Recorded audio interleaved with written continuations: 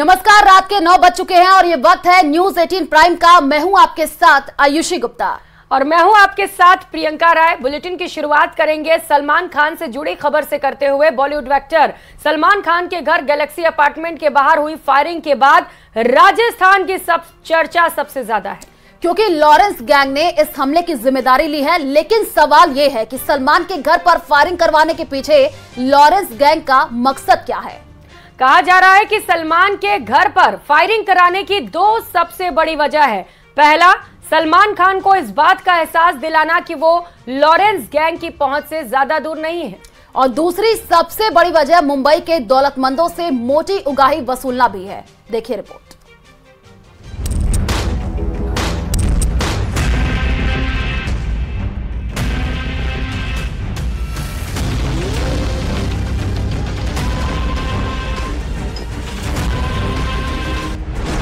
मार्च 2022, अप्रैल 2018, जनवरी 2019, फरवरी 2020, जून 2022, 26 मार्च 2023 ये वो तारीख है जब बॉलीवुड अभिनेता सलमान खान को जान से मारने की धमकी दी गई। एक के बाद एक हर साल सलमान खान को मेल और मैसेज के जरिए उनकी हत्या की धमकी दी गई। लेकिन मुंबई के घर के बाहर रविवार सुबह हुई फायरिंग के बाद राजस्थान और लॉरेंस गैंग फिर से चर्चा में है। दरअसल सलमान खान को गैंगस्टर लॉरेंस ने चिंकारा शिकार के मामले में हत्या की धमकी दी थी। लॉरेंस ने जेल से दिए एक इंटरव्यू में कहा था कि सलमान ने हमारे समाज को बहुत नीचा दिखाया। करीब 20 से 25 साल केस चला, इससे समाज को बहुत नुकसान हुआ। हमारे समाज में जीव हत्या नहीं करने देते और न ही हरे पेड़ काटने देते हैं। जब हिरण शिकार की घटना हुई तब मैं 4 से 5 साल का था, इसलिए हमारे समाज ने ही नहीं, मेरे मन में बचपन से ही सलमान के खिलाफ गुस्सा है। मौका मिला तो हम सलमान को उसी के हिसाब से जवाब देंगे। दरअसल लॉरेंस गैंग सबसे ज्यादा राजस्थान में ही एक्टिव है। उसका सबसे खास गुर्गा रोहित गोदारा भी बीकानेर का रहने वाला है और फिलहाल वो ही लॉरेंस के इशारे पर गैंग चला रहा है। इसके बाद जोधपुर के रहने वाले धाकड़ राम ने भी सलमान के ऑफिशियल मेल पर 3 धमकी भरे ईमेल किए थे। इसमें लिखा था कि सलमान खान अगला नंबर 13 है, तू जोधपुर आते ही सिद्धू मूसेवाले की तरह मारा जाएगा। सलमान खान को अब तक 6 से ज्यादा बार मारने की धमकी दी जा चुकी है। अप्रैल 2018 गैंगस्टर रवि पुजारा ने सलमान को धमकी दी। जनवरी 2019 लॉरेंस ने सलमान के अपार्टमेंट की रेकी करवाई थी। फरवरी 2020 लॉरेंस ने अपने शार्प शूटर राहुल को सलमान की हत्या के लिए मुंबई भेजा था। मार्च 2022 गैंगस्टर गोल्डी बराड़ ने सलमान को धमकी भरा संदेश भिजवाया था।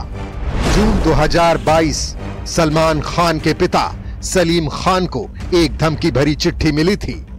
26 मार्च 2023 सलमान खान को ईमेल के जरिए धमकी दी गई, जिसके बाद मार्च 2023 में सलमान खान की सुरक्षा बढ़ा दी गई थी। उन्हें महाराष्ट्र की सरकार की तरफ से Y+ कैटेगरी की सुरक्षा मिली हुई है। प्रदेश में 2 सबसे बड़े गैंग वारों को अंजाम देने और पंजाबी गायक सिद्धू मूसेवाला की हत्या करने वाले गैंगस्टर रोहित गोदारा ने ही सलमान खान के घर पर फायरिंग की जिम्मेदारी ली है। वो पिछले साल हुए राष्ट्रीय राजपूत करणी सेना प्रमुख सुखदेव सिंह गोगामेड़ी की हत्या और पंजाबी गायक सिद्धू मूसेवाला की हत्या में भी शामिल था। इतना ही नहीं, सीकर में जब गैंगस्टर राजू ठेहट की हत्या हुई थी तब भी कथित तौर पर राजस्थान के गैंगस्टर गोल्डी बराड़, रोहित गोदारा और जेल में बंद काला जेठड़ी ने इसकी जिम्मेदारी ली है। मुंबई पुलिस से मिले इनपुट के आधार पर राजस्थान के सीकर, जयपुर, बीकानेर, गंगानगर और अन्य जिलों में बदमाशों की सर्चिंग की जा रही है। इतना ही नहीं, मुंबई एडीएस की टीम भी 2 दिनों से जयपुर में डेरा डाले हुए है। यहाँ पर जयपुर कमिश्नर के अधिकारियों से पूछताछ की जा रही है। साथ में रिमांड पर चल रहे लॉरेंस के खास गुर्गे और शूटर ऋतिक बॉक्सर से पूछताछ भी की जा रही है। सलमान के घर फायरिंग के बाद जयपुर के व्यापारियों में भी डर का माहौल है। उन्हें लग रहा है कि जब लॉरेंस गैंग के गुर्गे सलमान के घर के बाहर कड़ी सुरक्षा के बावजूद फायरिंग कर सकता है तो जयपुर में भी किसी को भी टारगेट कर सकता है। इतना ही नहीं, राजस्थान में कई भटके हुए युवा लॉरेंस गैंग के संपर्क में हैं। इन युवाओं को मोटी रकम और कई तरह के प्रलोभन देकर गैंग से जोड़ा जा रहा है। पुलिस ने एक क्लब पर फायरिंग के मामले में ऋतिक बॉक्सर सहित कई लोगों को गिरफ्तार भी किया था। राजस्थान पुलिस ने ऐसे कई युवाओं को चिन्हित किया है जो लॉरेंस गैंग के संपर्क में हैं। इससे पहले बाल सुधार गृह से नाबालिगों को फरार कराने में भी लॉरेंस गैंग का नाम सामने आया था। Bureau report, news 18 Rajasthan. और चलिए रुक करते अगली खबर की ओर। अगर इजराइल ईरान में युद्ध हुआ तो ये बात भारत के लिए बेहद चिंता की बात क्यों है? ऐसा इसीलिए क्योंकि ईरान और इजराइल दोनों ही देशों में बड़ी संख्या में भारतीय रहते हैं। ये रिपोर्ट देखिए।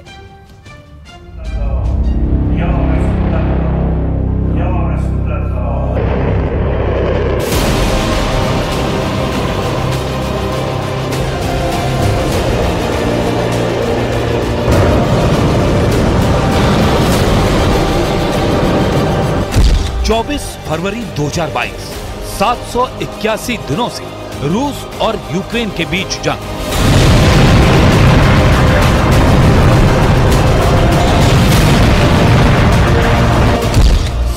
अक्टूबर 2023, 191 दिनों से इजराइल और हमास की लड़ाई।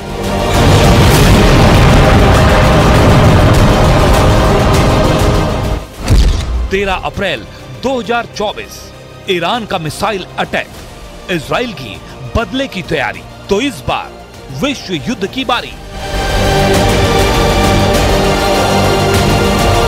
2 साल से भी ज्यादा वक्त से दुनिया विश्व युद्ध के मुहाने पर खड़ी है। पहले यूक्रेन पर रूस का हमला और फिर हमास पर इजराइल की जवाबी कार्रवाई। दोनों ही बार दुनिया विश्व युद्ध के बहुत नजदीक से लौटी है, या यूं कहें कि खुद को बचाए रखी है। लेकिन इस बार हालात बेहद मुश्किल हैं, क्योंकि इस बार मध्य पूर्व की 2 शक्तियों में ठनी है, जिसका असर मध्य पूर्व के साथ ही पूरी दुनिया पर होना तय है।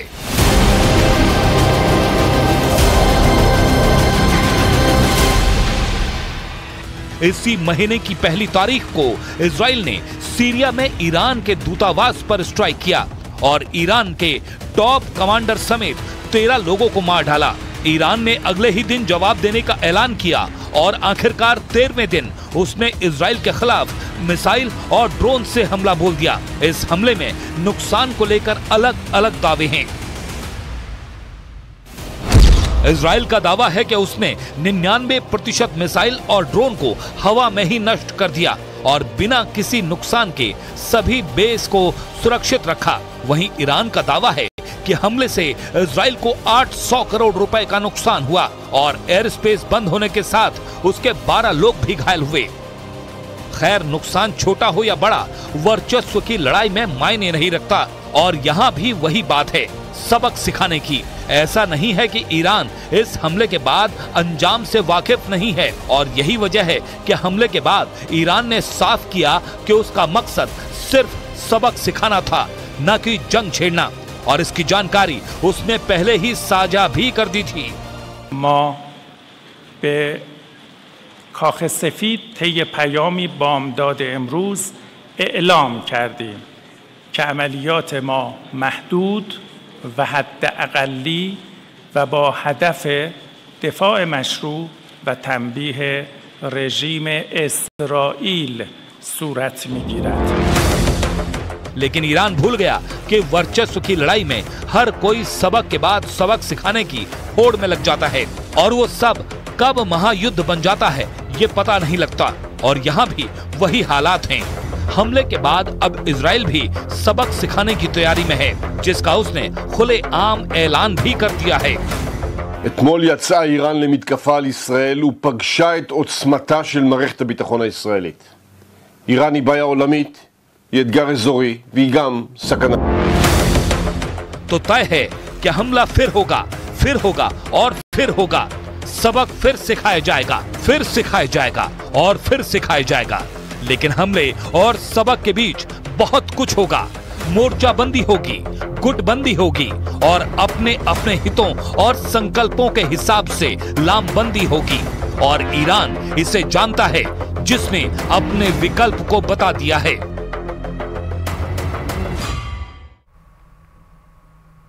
और चलिए यहाँ रुकते एक छोटे से ब्रेक के लिए, जल्द लौटेंगे।